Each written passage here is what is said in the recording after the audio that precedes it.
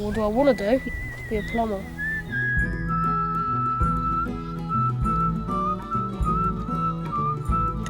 I want to be a footballer. Who do you want to play for? Liverpool.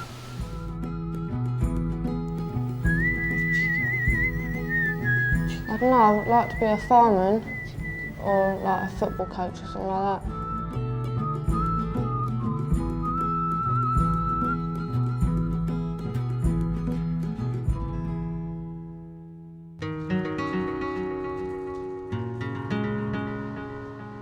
Brighton, on the south coast of England.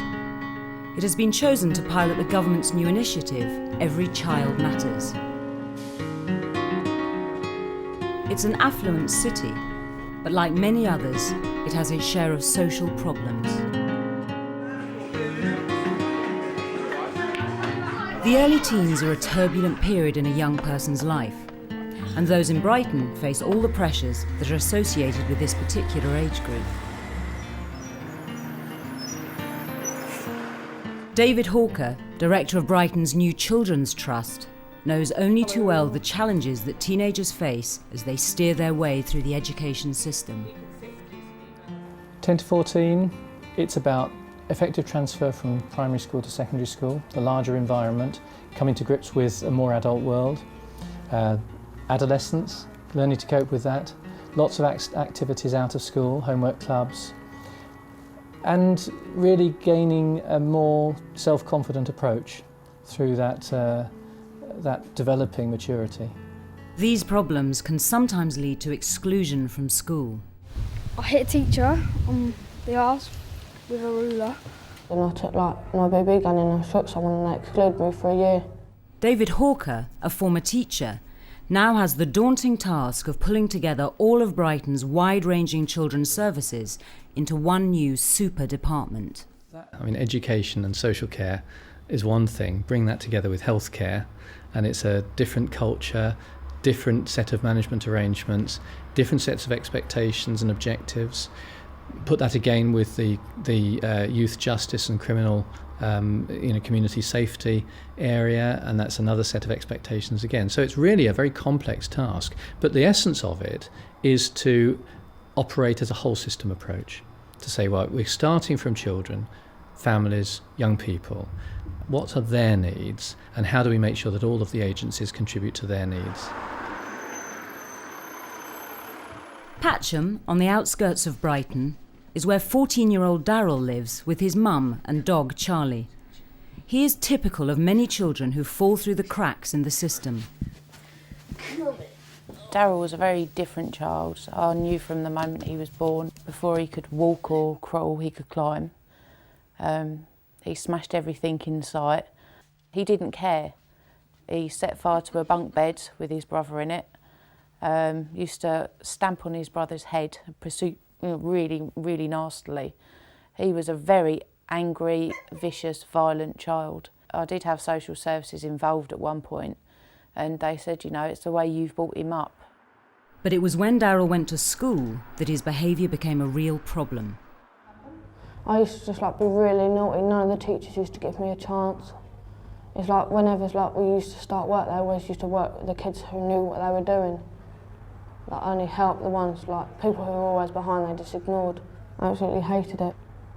He didn't get on with the teachers. He used to hide underneath the desks, run around, terrorise the other children, terrorise the teachers, you know, because that was Daryl, you know. He couldn't sit down, he couldn't concentrate on anything at any time. I remember I used to get kicked out all the time. I never used to be in school. But things have now changed for Daryl. He attends ACE, which specialises in bringing together a number of agencies, including the Community Mental Health and Social Services, to give him the specialist help he needs. But it doesn't sound like the hitcher actually wants any money, Daryl. Well, then he's a picker, isn't he? You can express it in a different way. Even not. Hey.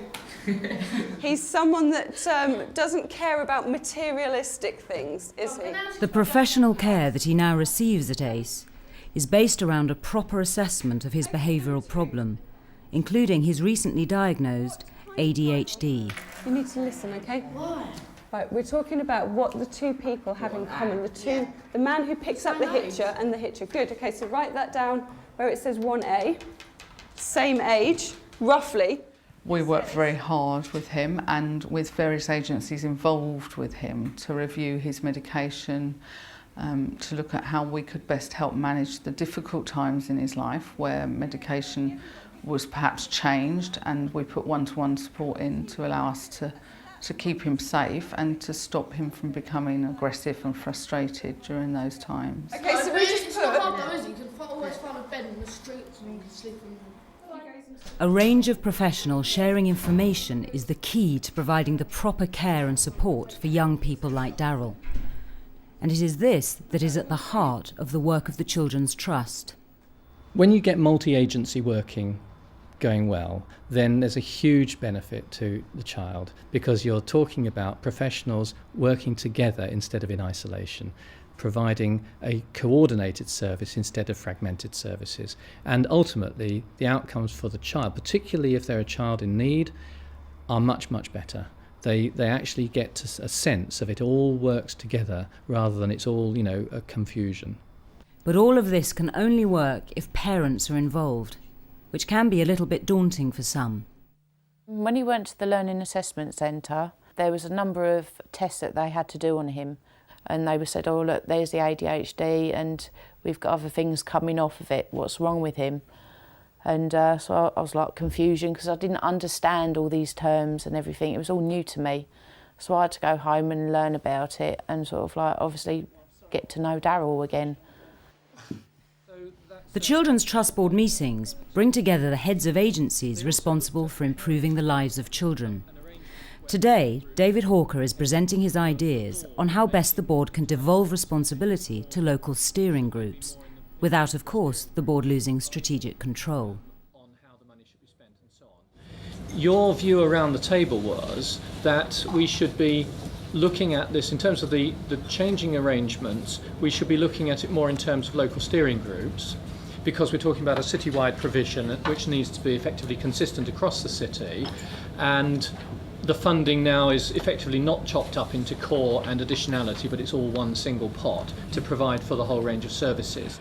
And I think it may also be worth just thinking through, and officers advising us, as to what some of the likely conflicts might be between steering groups wanting X to happen and indeed deciding on some things, which they are unable to do, and what the board wants to. And, have we got a mechanism for resolving those conflicts? I absolutely agree. I mean, it could be unwieldy, and whenever you're setting up a big system like this and you're trying to do everything, there's going to be lots of different interests within it.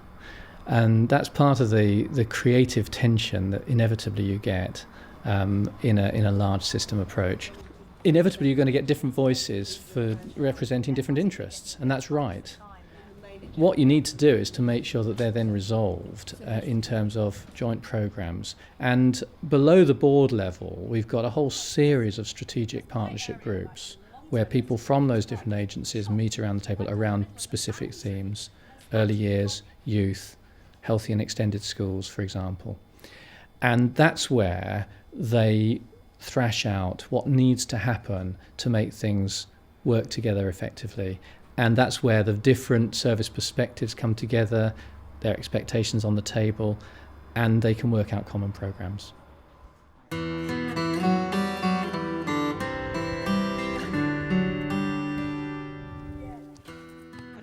These important local initiatives are starting to happen. Particular help is being given to those youngsters who have real attendance problems at school. Tom is 13 years old. After several exclusions, he rarely turns up at school.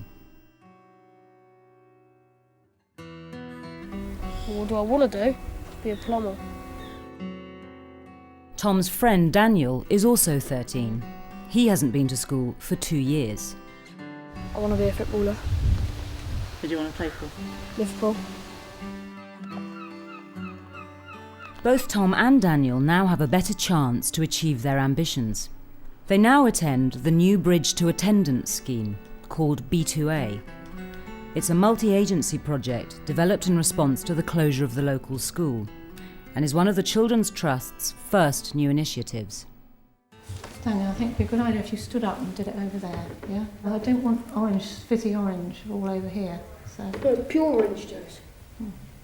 Pure, not fizzy. No, but could you just go and stand up and drink it over there, please? So, just in case you spill it. All right, Tom, how are you doing? Good, fine. How are you doing? Doing all right, Anna? I'm doing all right, thank you.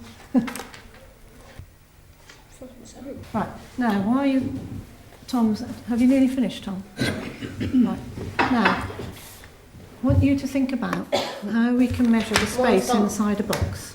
Okay, that'll do. Right, so how do we find out the volume of these boxes? Get a measure up and measure it. Yeah, now you've done the measuring, so you've now got to do a little bit of a sum. What sum do we do? I don't know. Oh, Right. 3 cm3. Yeah, we've got to we've got to do something to get the answer as centimetre cubes. And I make that the width. Tom and Daniel now receive a great deal of professional support. Claire Brough is the head of Bridge to Attendance. How long do I you think plan this I think we project have for? to keep the Daniel and Tom situation as it is, and even if we have to split the time, so we have I don't know, 3/4 of an hour with Tom and Daniel, and then you have some time with the boys after that. B2A was born out bearing in mind the Green Paper of Every Child Matters and the idea of multi-agency approach and multi-agency working, joined up thinking, but really it's in response to the closure of the local school, and it's meeting the needs of this community, because this community will always have a need for intensive multi-agency work. The pupils that we do have here, who historically have had attendance, poor attendance, and we knew that those children were going to need extra support. The whole object is to have the revolving door where we can put them into their mainstream school where they can be fully reintegrated. Well, you've got to take it in turns, so you've got to do it 3 times each, yeah? Actually, I've got 4 jars, but it's matches. Yeah, wait. Got some matches. One of you've got to light the candle, All right. and then very gently you've got to put the jar on top. Can I just show you? Yeah, I know. I done it yesterday. I know you did, but Dan didn't. Now, before we do this, I think it might be an idea if you two take a 5-minute break, okay? We ain't got no facts. No, we're just going to get some fresh air. And I just sensed that they were just getting a bit fidgety because their concentration span isn't very great. They did very well to concentrate on that exercise all that time for them because they're not used to doing it. So I think if they have a 5-minute break now and then come back, they will be more prepared to do this in a sensible way.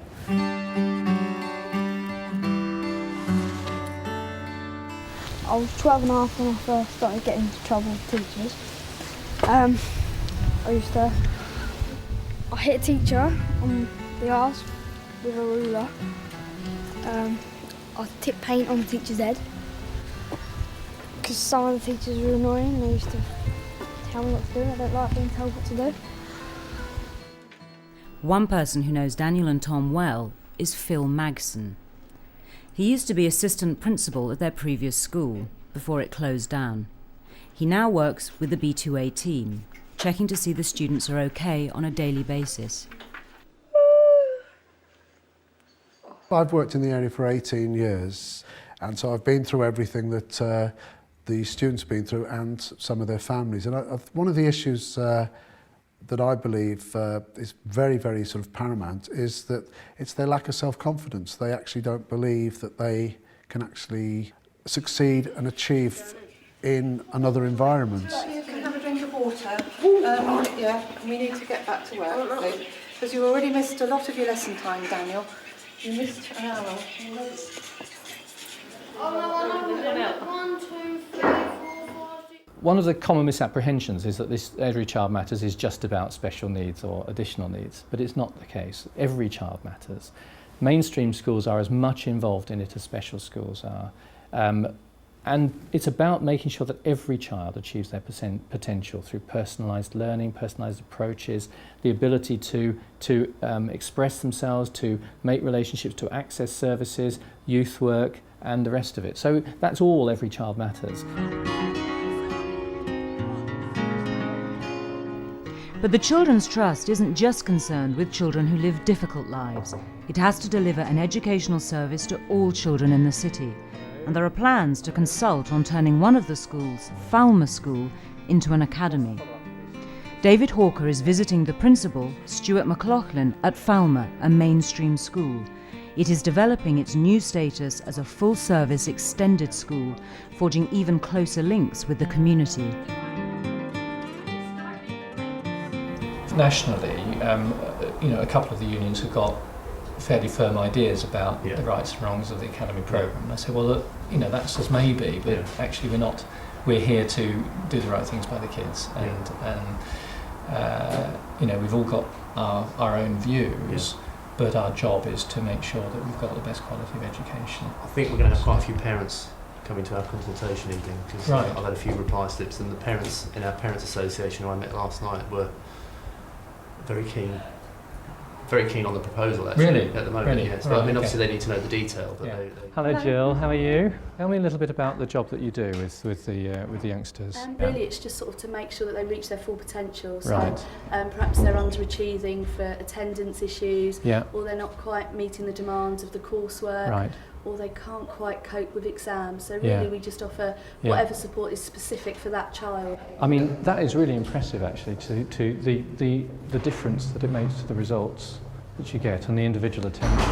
absolutely, I think it's the individual attention. Like all other educational establishments, schools like Falmer have to adhere to the information sharing principles of the Common Assessment Framework, or CAF. Perhaps agencies that we weren't working with in the past have now come on board and are working alongside the school. And certainly the work we're doing as a full service extended school wouldn't have happened if it hadn't been for Every Child Matters. Sharing of information through the Common Assessment Framework may be at the heart of Every Child Matters. But for the Children's Trust Board, the complexities of establishing the CAF system is proving problematic.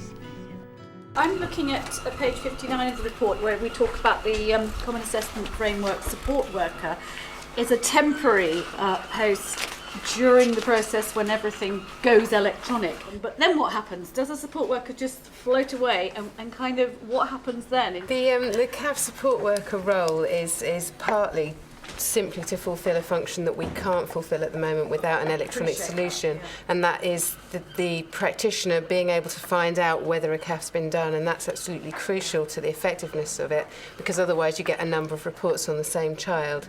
So it's about there needing to be a person for them to get into contact with. That whole role could be taken on by an electronic system so that you can find out who else is involved and whether a CAF's been done, and then going through the practitioner processes. One of the big issues around Every Child Matters is how we share information with other professionals. There's a kind of bottom line that if a child is at risk, then you've jolly well got to share the information about that child and their needs.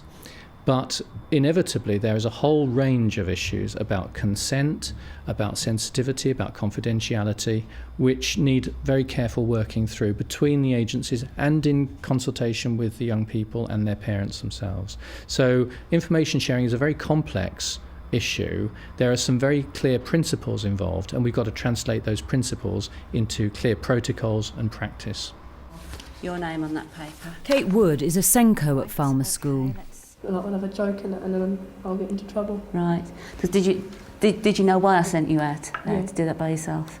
Yeah. Because you would go into blow, weren't you?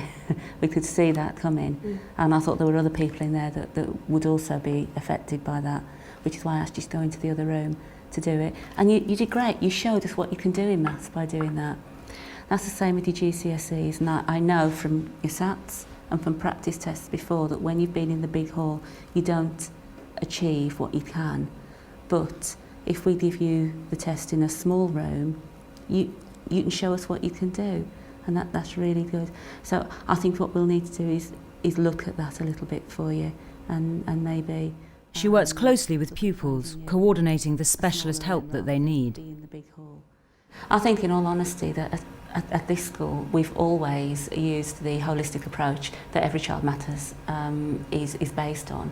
And so for us, it's probably formalised that philosophy. So it has actually led to more paperwork for us, in that we now have to write everything down, which we probably should have been doing anyway. But in terms of a very busy department, we all know the children very well, and we would tend to pass information around. We now have to make sure that everything is written down and we keep very clear records. It certainly highlights the need for more admin support, and it highlights the need for probably for more staff, because the more people that are involved in writing things down, you need more people on the ground working with children, because that's not something we'd want to take away.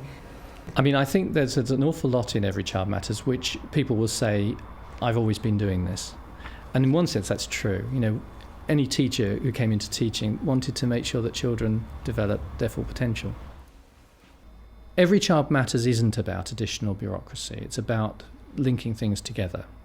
And I would hate it if all that people saw was you're going to have meetings with lots of other professionals and you're going to have to do much more paperwork. That's not what it's about at all. What it's about is actually working much more effectively with children and young people, and much more effectively on their behalf. Of course that involves meeting with other professionals, but we need to find ways of doing that which are as streamlined as possible, which get straight to the young people's needs themselves. And I think if you do it right, it actually does reduce the amount of paperwork, because you bring it all together in one place. You're not sort of spewing it out here, there and everywhere. So I think, you know, well managed, it's actually much better, both for teachers and for the children. Hello everyone, my name's Daniel and I'm 13 years old. For Daniel, the help and support he now receives is starting to make a difference. At his youth club awards evening, it is an opportunity to show off to his friends and those working with him.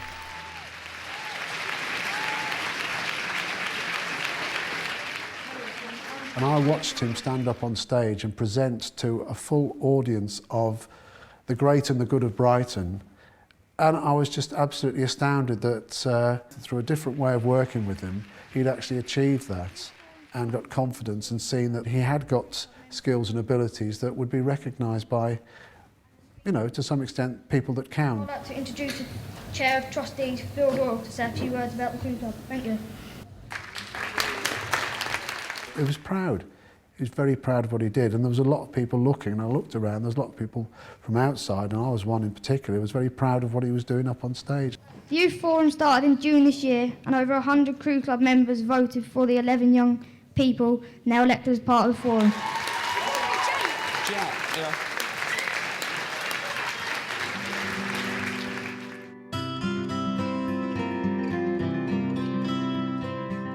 Daryl's also benefiting from a multi-agency approach. He's recently started attending catering classes at his local college. Individuals again, a few little things that I pulled out, okay? Let's keep the behaviour level where it should be, okay? I appreciated last week, because after the week before, it was 1,000 times better, okay? Right, today, what I want to do is, the aim of the lesson is to facilitate an introduction to frying, and that would be deep frying and shallow frying, okay? Does anybody know the difference between deep and shallow? Lots of oil and little oil. Okay, that's a good way to do it, nice and basic, yeah? I think. How are you doing, Darryl? I'm alright. Okay, let's have a look. Right, if you have a look at this, okay? Yeah, look, she's left all the bone here. Right, look, you still left quite a bit of meat on there, and that's what I wanted you to take off, okay? Yeah. It's not a problem, it's a good effort for the first try. Daryl's learning plan includes attending classes at a number of ACE's 5 sites. I come to college every Monday. On Tuesdays I go to Hove YMCA to teach little kids football. And Wednesday mornings I stay at Queensdown. Wednesday afternoons I go to another part of ACE which is called Montague, and I just do drama there. Thursdays I stay at Queensdown all day, and Fridays I stay in the morning, and Friday afternoons I go over to Montague. One nice chicken breast, ready to fry. Daryl is a very changed young man. He's very confident. He's far calmer and much less reliant on medication. And that's involved a lot of communication between home and the agency and us. He believes in himself now. So what I'd like you to do first off is get yourself a potato and wash it, put it in, hold on.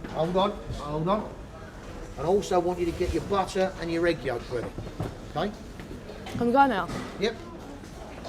Since he's been to ACE, there's been a definite improvement on his motivation skills, language skills, communication with people, teachers. He's made relationships with teachers, which I've never seen Daryl do before. And it's been amazing to see when I've gone into meetings that Daryl's actually sitting down and listening to the teachers and saying what he's got to achieve next, his next target goals are. And, you know, and we all work as like a big family. Queenstown is like a very big family. And I think as long as the school and the parent and the school work together, that's what helps the child, because the child can see that everybody's helping them. Anyone near completed their 3 yet? Nearly, just got to do spots. They just got me up to like kind of speed, like where I should be at kind of, and then they've just sorted my behaviour out. And they know what kind of, if I'm having a bad day, what they should do. If I'm having a good day, they know what they should do. Pick it up. While Daryl takes on the challenges of teenage life, David Hawker presents to the local press the proposals which are now on the table to turn Falmer into a new flagship academy. The key thing here, as Stuart has said, is really to pursue a vision for the school, which it's already doing, and to boost its popularity. And this is really what, one of the things that so far experience elsewhere has shown does boost the school's popularity. I mean, all of the academies that have opened so far have been oversubscribed and so on. So I think, it does actually make a big difference. We would want it to be built as a business and enterprise school, but also a full service extended school. So it really would be fit for purpose. It would be fit for that vision that we have, for the development we want for the school. I mean, for me personally, it's about making sure that we're doing the right thing by the next generation. Children are our future, and if we get this right, then we're giving them what they deserve. And that, for me, is the bottom line. His behaviour's improved 100%. His skills is absolutely brilliant. He knows that this is his last chance and he's wanting to better himself. And I've just seen such a change in him of wanting something for himself, and that's been great to see.